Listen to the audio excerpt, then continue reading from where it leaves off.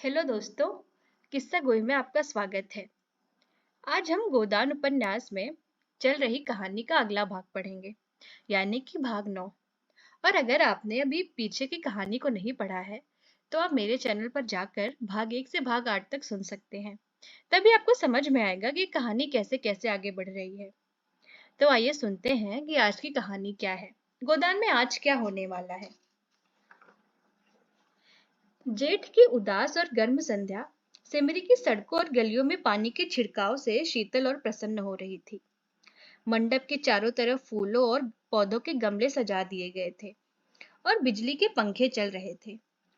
राय साहब अपने कारखाने में बिजली बनवा लेते थे। उनके सिपाही पीली वर्दियां डाटे, नीले साफे बांधे जनता पर रोब जमाते फिरते थे।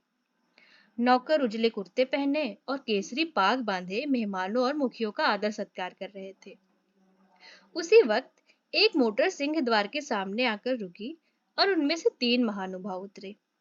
वह जो खद्दर का कुर्ता और चप्पल पहने हुए हैं, उनका नाम है पंडित ओंकार नाथ। अब बिजली के अब दैनिक पत्र बिजली के संपादक हैं, जिन्हें देश चिंता ने घुला डाला है। दूसरे महाशय जो कोट पैंट में हैं, वह हैं तो वकील, पर वकालत ना चलने के कारण एक बीमा कंपनी की दलाली करते हैं और महाजनों और बैंकों से कर्ज दिलाने में वकालत से कहीं ज्यादा कमाई करते हैं। इनका नाम है श्याम बिहारी तनखा।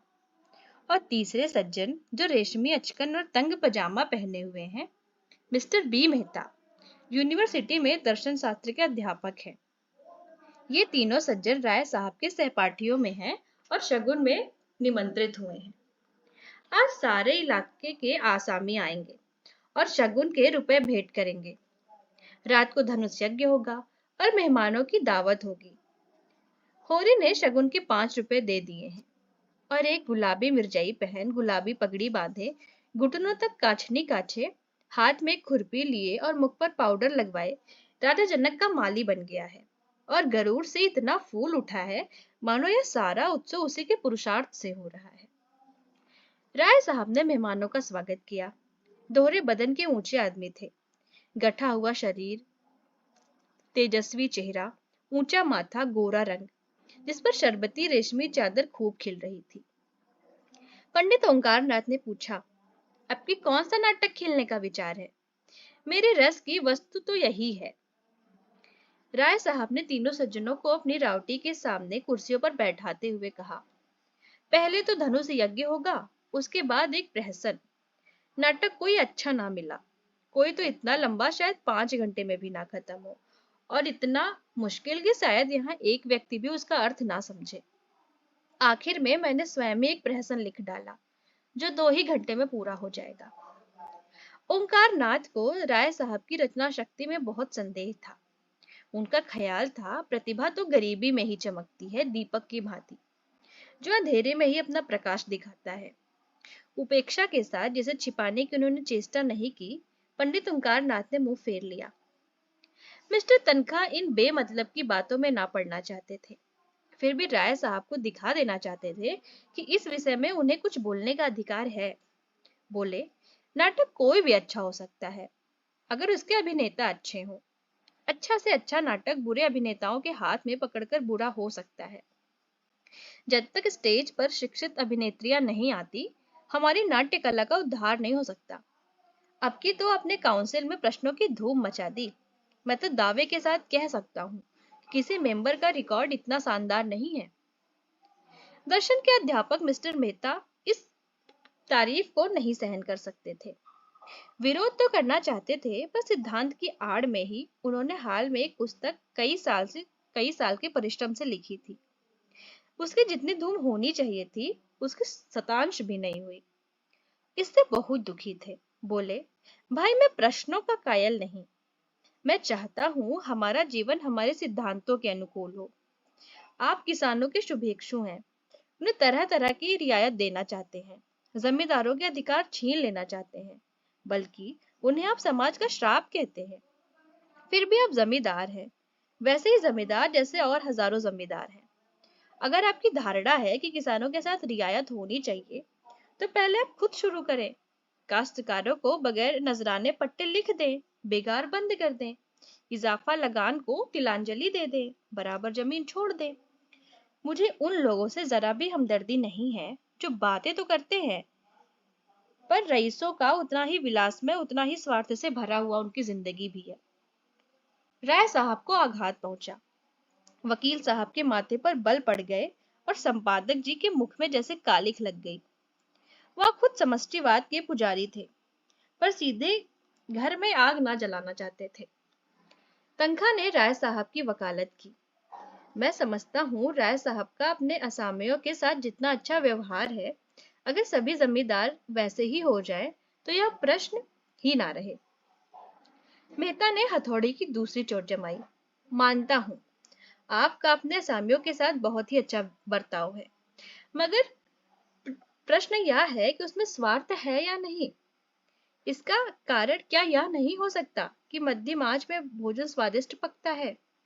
गुड़ से मारने वाला जहर की मारने वाले की अपेक्षा कहीं अधिक सफल हो सकता है। मैं तो केवल इतना जानता हूँ, हम या तो साम्यवादी हैं या नहीं हैं। है तो उसका व्यवहार करें, नहीं है तो बकना छोड़ दें। मैं नकली जिंदगी का विरोधी हूँ। अगर मांस खाना अच्छा समझते हो तो खुलकर खाओ, बुरा समझते हो तो मत खाओ। या तो मेरी समझ में आता है, लेकिन अच्छा समझना और छिपकर खाना यह मेरी समझ में नहीं आता। मैं तो इसे कायरता भी कहता हूँ, धूर्तता भी, जो वास्तव में एक है। राय साहब सभा चतुर आदमी थे। अपमान और आघात को धैर्य और उदारता से सहने का उन्हें अभ्यास था। कुछ असमंजस में पड़े और बोले, आपका विचार बिल्कुल ठीक है मेहता जी। आप जानते हैं मैं आपकी साफ गोई का कितना आदर करता हूँ, लेकिन आप यह भूल जाते हैं कि अन्य यात्राओं की भांति विचारों की यात्रा में भी पड़ाव होते हैं, और आप एक पड़ाव को छोड़कर दूसरे पड़ाव तक नहीं जा सकते। मानव जीवन का इतिहास इसका प्रत्यक्ष प्रमाण है। मैं उस वातावरण में पला हूँ जहाँ राजा ईश्वर है और जमींदार ईश्वर का मंत्री। मेरे स्वर्गवासी पिता असामियों पर इतनी दया करते थे कि पाले या सूखे में कभी आधा और कभी पूरा लगान माफ कर देते थे। अपने बखार से अनाज निकालकर असामियों को खिला देते थे। घर के गहने बेचकर कन्याओं के विवाह में मदद कर देते थे। मगर उसी वक्त तक, जब तक प्रजा उनको सरकार और धर्मावतार कहती रहे, उन्हें अपना देवता समझकर उनकी पूजा करती रहे। प्रजा का पालन उनका सनातन धर्म था, लेकिन अधिकार के नाम पर वह कौड़ी का एक दांत भी फोड़कर देना ना चाहते थे। मैं उसी वातावरण में पला हूँ और मुझे गर्व है कि मैं व्यवहार में चाहे जो करूं, विचारों में उनसे आगे बढ़ गया हूँ और यह मानने लगा हूँ कि जब तक किसानों को ये रियायतें अधिकार के रूप में ना मिलेंगी, केवल सद्भावना के आधार पर उनकी दशा नहीं सुधर सकती। स्वेच्छा अगर अपना स्वार्थ छोड़ दे तो अपवाद है। मैं खुद सद्भावना करते हुए भी स्वार्थ नहीं छोड़ सकता हूँ और चाहता हूँ हमारे वर्ग को शासन और नीति के बल से अपना स्वार्थ छोड़ने के लिए मजबूर कर दिया जाए। आप इसे कायरता कहेंगे, मैं इसे विवशता कहता हूँ। मैं इसे स्वीकार करता हूँ कि किसी को भी दूसरे के श्रम पर मोटे होने का अधिकार नहीं है। उपजीवी होना घोर लज्जा की बात है। कर्म करना प्राणी मात्र का धर्म है। समाज की ऐसी व्यवस्था जिसमें कुछ लोग मौज करें और अधिक लोग पिसे और खपें, कभी सुखद नहीं हो सकती। पूंजी और शिक्षा, जिसे मैं पूंजी का ही एक रूप समझता हूँ, इनका किला इतनी जल्दी टूट जाए उतना ही अच्छा है। जिन्हें पेट की रोटी मयस्सर नहीं, उनके अफसर और नियोजक 10-10, 5-5 हजार फटकारे, यह हास्यास्पद है और लज्जास्पद भी। इस व्यवस्था ने हम जमींदारों में कितनी विलासिता, कितना दुराचार, कितनी पराधीनता और कितनी निर्लज्जता भर दी है, यह मैं खूब जानता हूँ। लेकिन मैं इस व्यवस्था से इनका विरोध नहीं कर सकता। मेरा तो यह कहना है कि अपने स्वार्थ की दृष्टि से भी इसका अनुमोदन नहीं किया जा सकता। इस शान को निभाने के लिए हमें अपनी आत्मा की इतनी हत्या करनी पड़ती है कि हमें आत्माभिमान का नाम भी नहीं रहा। हम अपने असामियों को लूटने के लिए मजबूर हैं। अगर अफसरों को कीमती कीमती डालियां ना दें तो बागी समझे जाएं, शान से ना रहें तो कंजूस कहलाएं।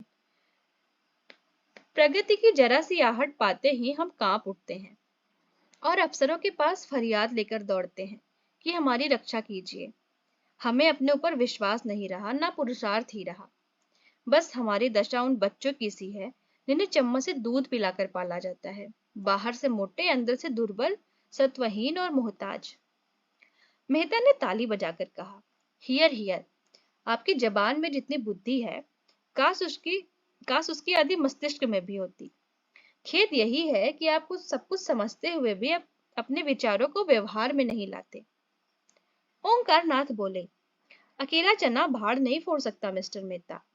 हमें समय के साथ चलना भी है और उसे अपने साथ चलाना भी। बुरे कामों में ही सहयोग की जरूरत नहीं होती, अच्छे कामों के लिए भी सहयोग का उतना ही जरूरी है। आप ही क्यों 800 रुपए महीने हड़पते हैं, जब आपके करोड़ों भाई केवल 8 रुपए में अपना निर्वाह कर रहे हैं।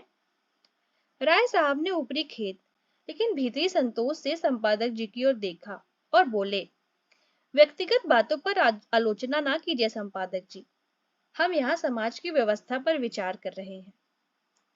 मिस्टर मेहता उसे ठंडे मन से बोले, नहीं नहीं, मैं इसे बुरा नहीं समझता। समाज व्यक्ति से ही बनता है और व्यक्ति को भूल कर हम किसी व्यवस्था पर विचार नहीं कर सकते। मैं इसलिए इतना वेतन लेता हूँ कि मेरा इस व्यवस्था पर विश्वास नहीं है। संपादक जी को अचंभा हुआ, अच्छा, तो आप वर्तमान व्यवस्था के समर्थक हैं? मैं इस सिद्धांत का समर्थक हूँ, बड़े हमेशा रहेंगे और उन्हें हमेशा रहना भी चाहिए। इसे मिटाने की चेष्टा करना मानव जाति के सर्वनाश का कारण होगा। कुश्ती का जोड़ बदल गया। राय साहब किनारे खड़े हो गए। संपादक जी मैदान में उतरे। आप 20वीं शताब्दी में भी ऊंच नीच का भेद मानते हैं? जी हाँ, मानता हूँ, और बड़े जोरों से मानता हूँ। जिस मत के आप समर्थक हैं, वह भी तो कोई नई चीज नहीं। जब से मनुष्य में ममत्व का विकास हुआ, तभी उस मत का जन्म हुआ। बुद्ध और प्लेटो और ईसा सभी समाज में समता के प्रवर्तक थे। यूनानी और रोमन, सीरियाई सभी सभ्यताओं ने उसकी परीक्षा की, पर अप्राकृतिक होने के कारण कभी वह स्थायी ना बन सकी। आपकी बातें सुनकर मुझे बहुत आश्चर्य हो रहा है। आश्चर्य अज्ञान का दूसरा नाम है। मैं आपका कृतज्ञ हूँ। आप इस विषय पर कोई लेख माला शुरू कर दें। जी, मैं इतना अहमक नहीं हूँ। अच्छी रकम दिलवाइए तो अलबत्ता।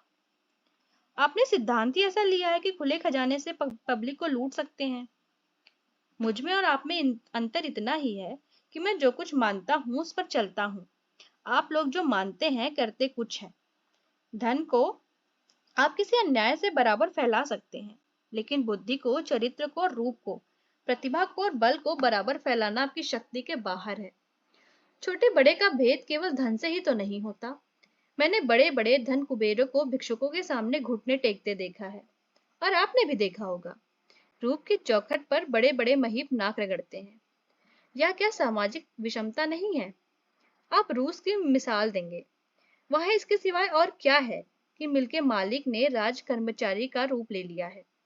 बुद्धि तब भी राज करती थी, अब भी करती और हमेशा करेगी। तश्तरी में पान आ गए थे।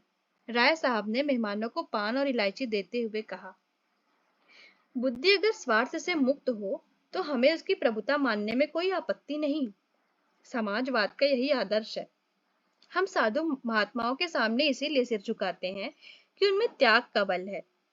इसी तरह हम बुद्धि के हाथ में भी अधिकार देना चाहते हैं, सम्मान भी, लेकिन संपत्ति किसी तरह नहीं। बुद्धि का अधिकार और सम्मान व्यक्ति के साथ चला जाता है, लेकिन उसकी सम्मति विष बोने के लिए और उसके बाद भी और बाद भी प्रबल हो जाती है। बुद्धि के बगैर किसी समाज का संचालन नहीं हो सकता। हम केवल इस बिच्छू का डंक तोड़ देना चाहते हैं। दोस्तों, आज इतना ही। आगे की कहानी हम सुनेंगे भाग 10 में। तब तक के लिए धन्यवाद। दोस्तों, आज इतना ही।